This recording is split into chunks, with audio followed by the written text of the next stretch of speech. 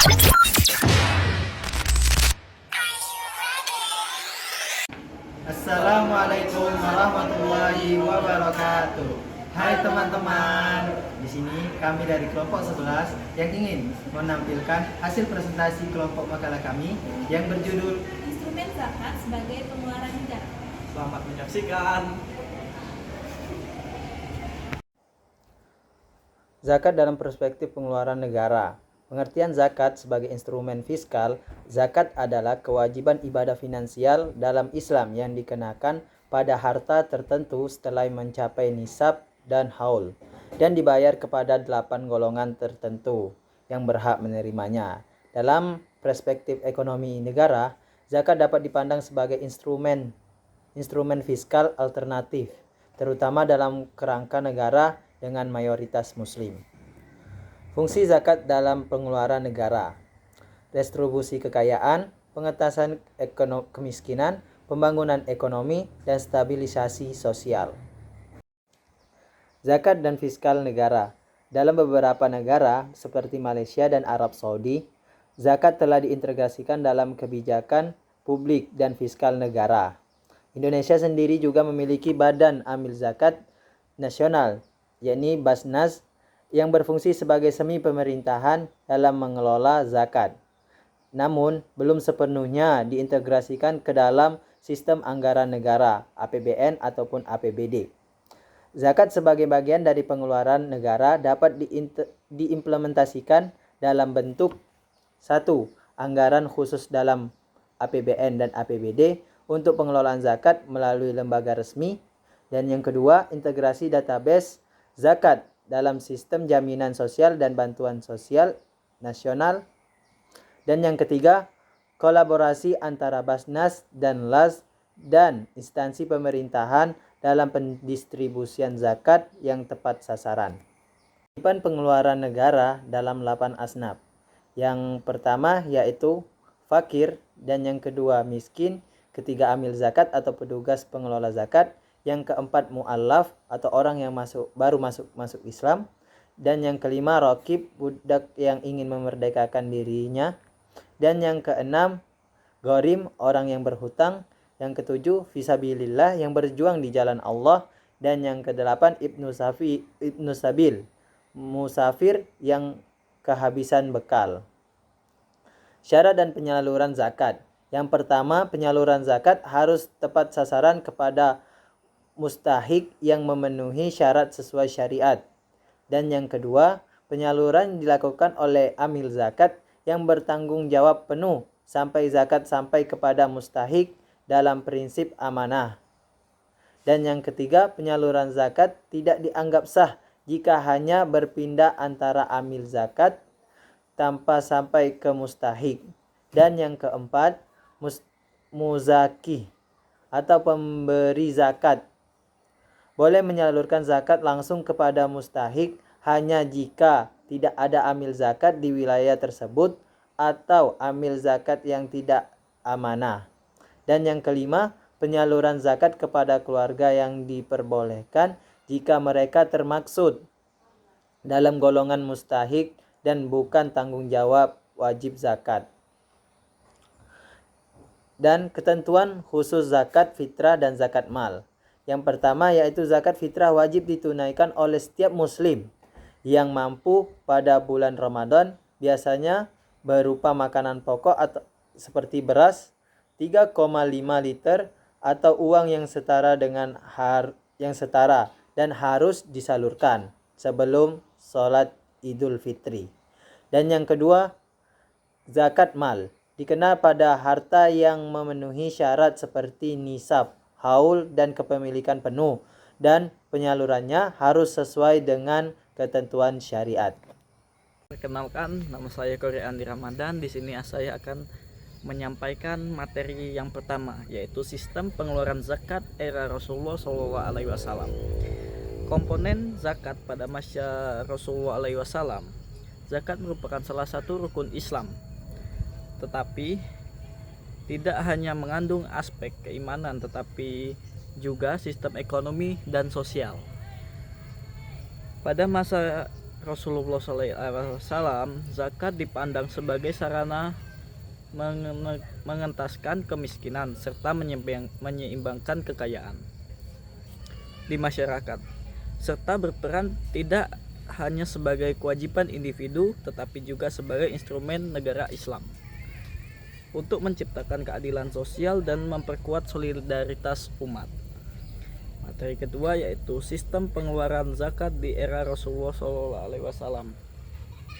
Landasan dan sumber hukum pengeluaran zakat pada masa Rasulullah SAW berpedoman pada Al-Quran sebagai sumber utama, misalnya pada surat Al-Taubah ayat 6 yang menetapkan 8 golongan mustahik. Yang kedua, hadis sahih, kumpulan hadis yang merekam praktek dan arahan langsung dari Nabi Muhammad SAW terkait mekanisme penyaluran zakat, mekanisme dan struktur pengolahannya. Yang pertama itu kepemimpinan langsung oleh Nabi Muhammad SAW secara langsung mengawasi pengumpulan dan distribusi zakat. Yang kedua, petunjuk amil zakat. Rasulullah SAW menunjuk individu-individu yang dipercayai, yaitu amil, untuk mengumpulkan dan menyalurkan zakat. Yang ketiga, pendistribusian yang tepat sasaran. Penyaluran dilakukan secara langsung kepada mustahik yang telah memenuhi kriteria. Pada proses diatur sedemikian rupa agar dana zakat benar-benar dirasakan manfaatnya oleh golongan yang membutuhkan. Materi selanjutnya itu prinsip-prinsip pengeluaran. Yang pertama, keadilan. Menjamin bahwa setiap penerima zakat menerima sesuai dengan tingkat kebutuhan mereka. Yang kedua, transparansi dan akuntabilitas. Mekanisme penyaluran diawasi secara langsung oleh nabi dan para sahabat sehingga tercipta rasa kepercayaan di antara masyarakat. Yang ketiga, efektivitas sosial dan ekonomi. Dana zakat digunakan tidak hanya untuk pemenuhan kebutuhan dasar tetapi juga sebagai modal pemberdayaan sehingga mustahik dapat mencapai kemandirian. Sekian materi yang dapat saya sampaikan. Saya terima kasih sebelumnya. Halo teman-teman semuanya, perkenalkan nama aku Mutia Salander Anissa Putri. Jadi di sini aku mau melanjutkan pembahasan materi yang udah disampaikan oleh teman-teman aku tadi. Nah, materi yang pertama yaitu dampak dan penerapan sistem zakat di masyarakat. Nah, hal ini terbagi menjadi 3, yaitu yang pertama pengentasan kemiskinan. Dengan menyalurkan zakat secara tepat kepada golongan fakir dan miskin, sistem ini mendorong keseimbangan dalam distribusi kekayaan. Yang kedua, stabilisasi sosial. Dana zakat menjadi jembatan dalam meredam kesenjangan ekonomi antara kaya dan miskin, sehingga membantu menjaga keharmonisan sosial. Yang ketiga, yaitu ekonomi yang produktif. Pemberian zakat kepada kelompok seperti mu'alaf dan riqah memberikan dukungan serta integrasi sosial dengan peningkatan kapasitas ekonomi penerima zakat melalui pelatihan dan pemberdayaan. Nah, materi selanjutnya yaitu sistem dan kebijakan zakat kontemporer dunia Islam. Jadi yang pertama aku mau menjelaskan dulu pengertian sistem zakat kontemporer. Nah, sistem zakat kontemporer ini merupakan implementasi modern dari prinsip-prinsip dasar zakat yang telah ada sejak zaman klasik dengan merespons dinamika sosial dan ekonomi masa kini melalui pendekatan tata kelola yang lebih terstruktur dan profesional. Sistem ini tidak hanya mengutamakan metode pengumpulan tradisional tetapi juga mengintegrasikan kemajuan teknologi dan inovasi digital untuk mencapai efisiensi dan transparansi. Nah, selanjutnya yaitu pengertian kebijakan kontemporer. Kebijakan zakat kontemporer merujuk pada serangkaian aturan, strategi, dan keputusan yang disusun oleh otoritas negara maupun lembaga terkait untuk mengoptimalkan pengelolaan zakat dalam kerangka pembangunan sosial dan ekonomi. Nah, materi selanjutnya yaitu contoh implementasi di dunia Islam. Jadi di sini aku mau menjelaskan dua negara. Nah, yang pertama yaitu Pakistan. Negara ini menerapkan sistem pengelolaan zakat yang terpusat, di mana zakat dikumpulkan melalui pemotongan otomatis dari rekening bank. Pendekatan ini memungkinkan integrasi yang lebih rapi antara kebijakan fiskal negara dan tata kelola zakat, serta menjamin distribusi yang cepat dan tepat sasaran untuk mengurangi ketimpangan sosial. Nah, negara yang kedua yaitu Malaysia. Di Malaysia, zakat dijadikan sebagai salah satu instrumen pembangunan umat dengan pembentukan lembaga zakat di tingkat negara bagian.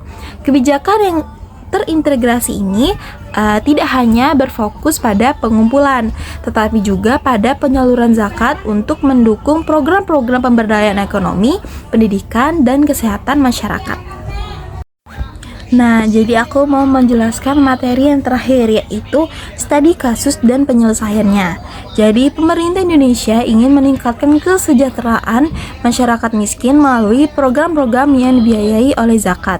Namun, pemerintah menghadapi tantangan dalam mengelola zakat sebagai sumber pengeluaran keuangan negara karena kurangnya transparansi dan akuntabilitas dalam pengelola zakat.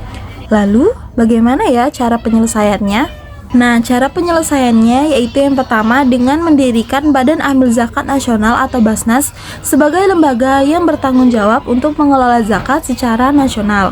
Yang kedua yaitu mengoptimalkan pengumpulan zakat melalui berbagai saluran seperti bank dan lembaga keuangan lainnya. Yang ketiga yaitu mengalokasikan zakat untuk program-program yang tepat seperti program pendidikan, kesehatan, dan ekonomi untuk masyarakat miskin. Yang keempat yaitu mengawasi dan mengevaluasi pengelola zakat secara berkala untuk memastikan bahwa zakat digunakan secara efektif dan efisien. Sekian presentasi dari kelompok kami. Terima kasih sudah menonton. Wassalamualaikum warahmatullahi wabarakatuh.